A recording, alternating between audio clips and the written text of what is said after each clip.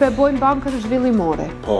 Të pajisun me 1 miliard euro në mandatin e ardhshëm.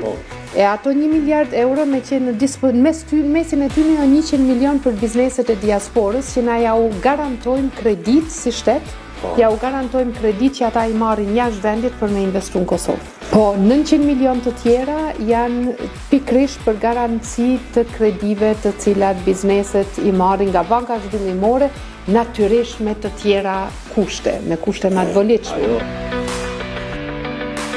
Kur jemi te gratë, te vajzat, është një pikë shumë e veçantë që është super puna për gratë, që ka me lehtësu këtë gjashon bizneset për me konsu.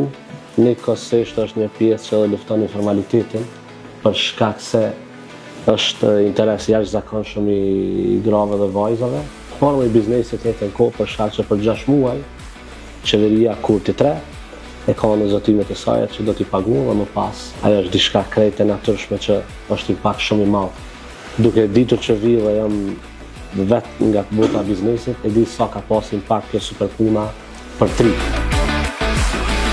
E di që nëpër me me i lexu njëri qëto mediat, thojnë qeveria kundër bizneseve, përbes nuk është kundër bizneseve. Jemi kundër oligarkëve që tyne që po mundohen me dominu krejt tregun, se nuk është fair. Konkurenca duhet jetë fair për gjithë.